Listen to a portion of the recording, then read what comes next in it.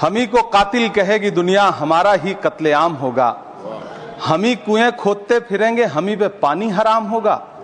सभापति महोदय, सन 1947 में दिल्ली की जामा मस्जिद की तारीखी सीढ़ियों पर खड़े होकर के भारत रत्न मौलाना अबुल कलाम आजाद साहब ने कहा था कि मुसलमानों कहां जा रहे हो, यह है तुम्हारा मुल्क, यहां तुम्हारे आबाओ अजदाद की कब्रें हैं।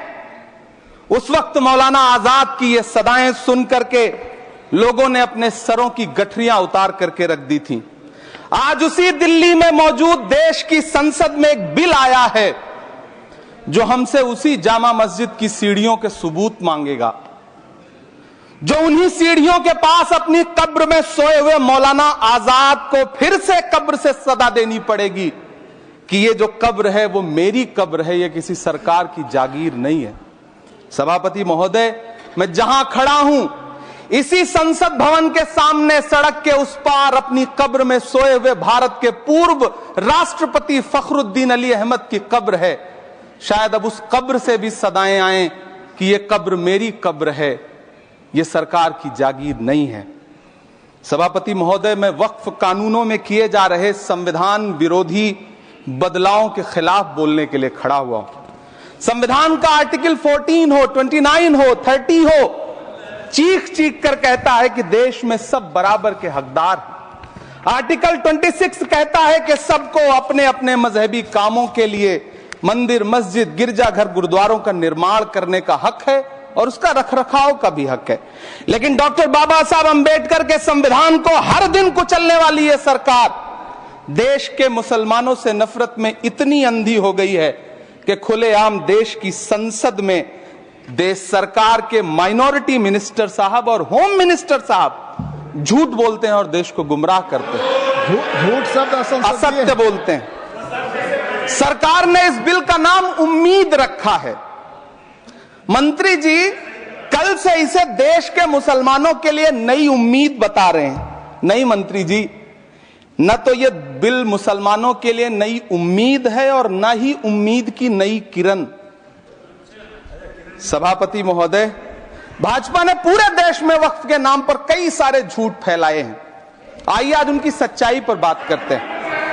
वक्फ ट्रिब्यूनल को ऐसे बताया जाता है जैसे वक्फ ट्रिब्यूनल कोई मजहबी खाप पंचायत हो।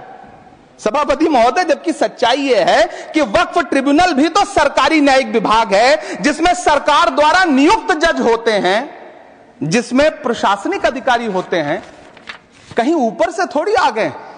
सभापति महोदय, देश के गृह मंत्री जी ने इसी सदन में कहा कि वक्फ ट्रिब्यूनल के फैसले के खिलाफ कोई कोर्ट नहीं जा सकता, जबकि सच यह है कि वक्फ एक्ट 1995 की धारा 83(9) के तहत हाई कोर्ट वक्फ ट्रिब्यूनल के फैसले की न सिर्फ समीक्षा कर सकता है बल्कि उसे बदल भी सकता है। सच तो यह है कि वक्फ बोर्ड खुद अपनी जमीनों के लिए कई सारी कोर्ट में मुकदमे लड़ रहा है। सभापति महोदय, दिल्ली की जिन 123 संपत्तियों को लेकर कल माइनॉरिटी मिनिस्टर, होम मिनिस्टर साहब और अभी आदरणीय नेता सदन बात कर रहे थे, आइए उनकी सच्चाइयों पे भी बात करते हैं। 1911 में जब अंग्रेजी हुकूमत ने कोलकाता के बजाय दिल्ली को राजधानी बनाने का फैसला किया तो रायसीना हिल्स के चारों तरफ जो मुसलमानों की ढेर सारी जमीनें थी उनको एक्वायर किया गया और लुटियन को इसकी तामीर की जिम्मेदारी सौंपी गई। सेंट्रल विस्टा की तरह लुटियन जोन का मेगा प्लान तैयार हुआ, लेकिन उस वक्त के मुसलमानों ने उस वक्त की अंग्रेजी हुकूमत से अपनी इबादत गाहों को बचाने के लिए लड़ाई लड़ी। मामला ब्रिटिश गवर्नमेंट तक पहुंचा। तब यह तय हुआ कि वो जो धार्मिक स्थल हैं उन्हें जस का तस रहने दिया जाएगा। इंडिया गेट के बगल वाली मस्जिद हो, जाप्तागंज, सुनहरी बाग मस्जिद हो, पार्लियामेंट रोड वाली मस्जिद हो, ऐसी 123 संपत्तियों के मैनेजमेंट के लिए 1913 में मुसलमान वक्फ वैलिडेशन एक्ट बना और उसके बाद एक नया शहर बसाया गया जिसे लुटियंस जोन का नाम दिया गया। फिर 1943-45 के बीच एक और समझौता हुआ आजादी से पहले उसके तहत काफी सारी वक्फ जायदादों को सुन्नी मजलिस औकाफ बनाकर उसके अंडर किया गया ताकि उसकी देखरेख की जा सके। गृह मंत्री जी 2 दिन से सदन में जो बात कह रहे हैं वो दरअसल 123 संपत्तियां उसी सुन्नी मजलिस औकाफ के तहत आती। सभापति महोदय, आजाद भारत आजाद हुआ। आजादी के बाद भारत में 1954 में वक्फ एक्ट लागू हुआ, जिसकी धारा 9 के तहत 1964 में केंद्रीय वक्फ काउंसिल का गठन हुआ। दिल्ली की वही 123 प्रॉपर्टीज को 1970 में सर्वे गजट करके गजट नोटिफाई किया गया।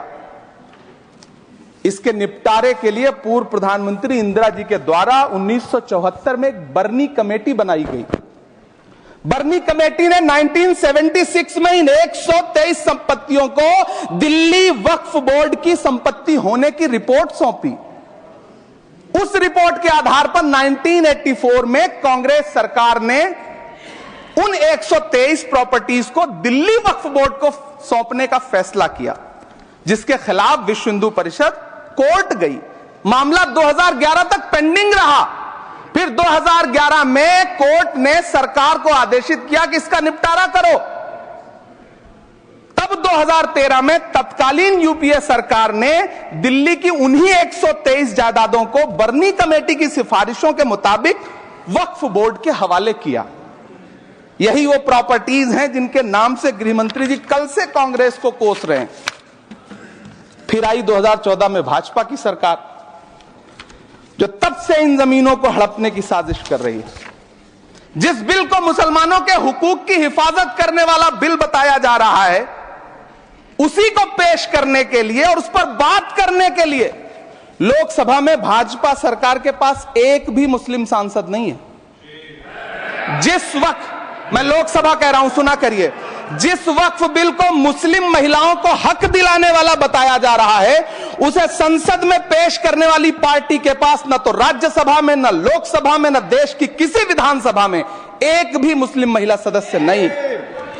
कल किरण रिजिजू जी कह रहे थे कि रेलवे की जमीनें देश की जमीनें हैं, डिफेंस की जमीनें देश की जमीनें हैं। हां मंत्री जी, हैं, बिल्कुल हैं। ये जो वक्फ की जमीनें हैं, ये हमारे पुरखों ने धार्मिक कामों के लिए डोनेट किया है। तो हम भी तो इसी देश के नागरिक हैं, हम भी तो इसी देश के बेटे हैं। तो वक्फ की जमीनें भी तो इसी देश की जमीनें हैं, उनको पराया क्यों बोलते हैं आप?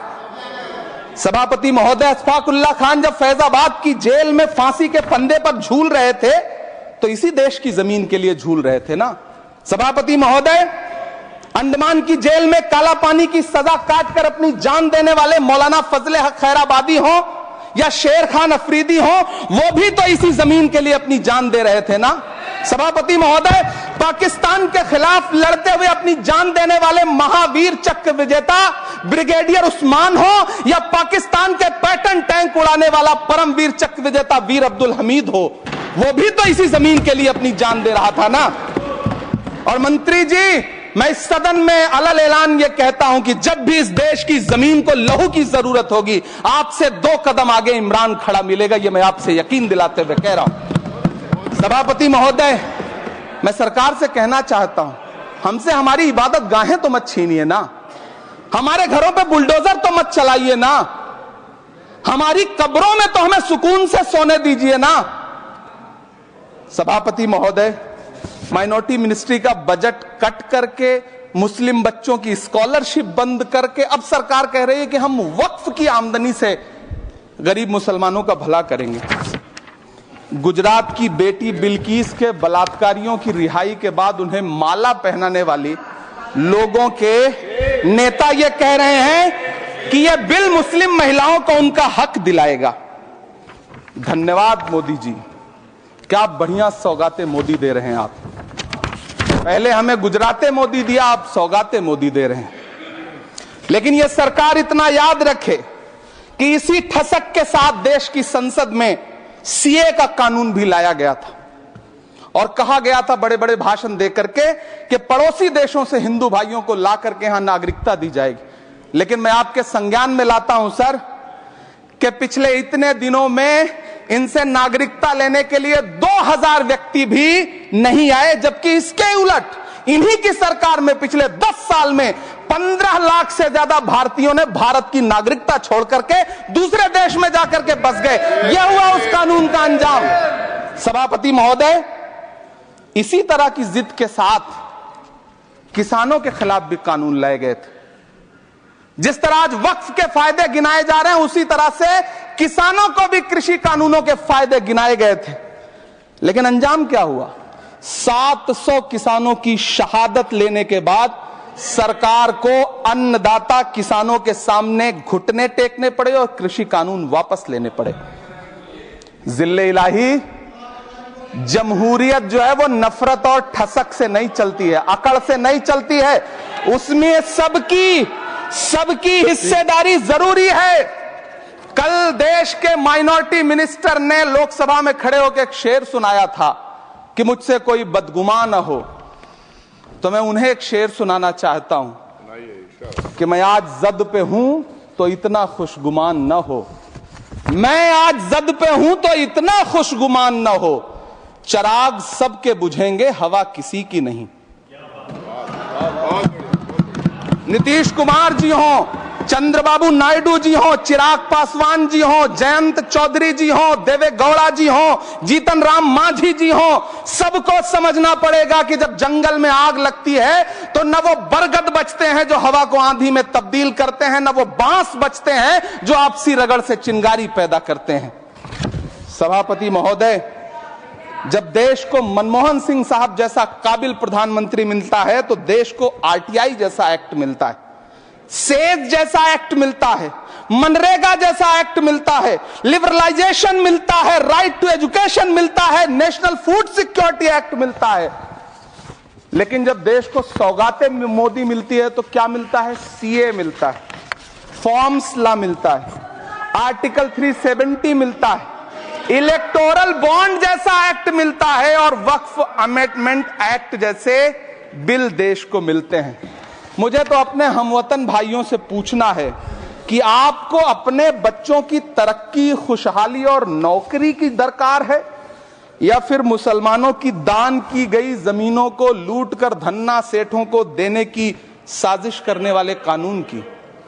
सभापति महोदय, यह सरकार रात के 3 बजे तक पूरे देश को जगा करके संसद में अपने ही नागरिकों को नीचा दिखाने के लिए वक्फ बिल ला रही थी, तो उधर रात के 1:30 बजे अमेरिका हम पर 26% टैरिफ लगा रहा था।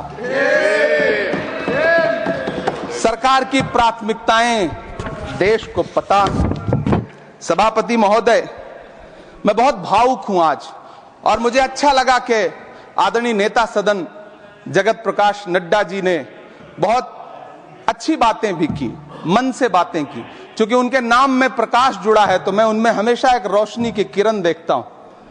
मैं उनके सामने बहुत अदब से यह बात कहना चाहता हूं कि चरागों के सफर में दबदबा हो आंधियों का तो फिर अंजाम जुल्मत के सिवा कुछ भी नहीं होगा।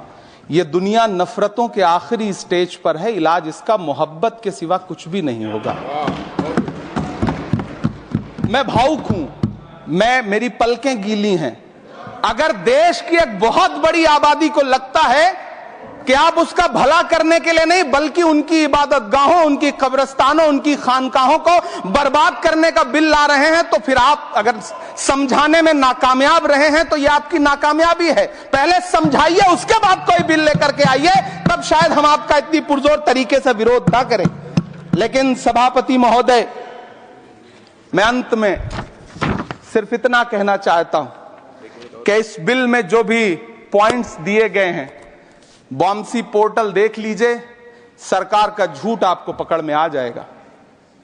हम डरे नहीं हैं, हम सिर्फ सरकार से अपील कर रहे हैं कि हमें अपना समझिए।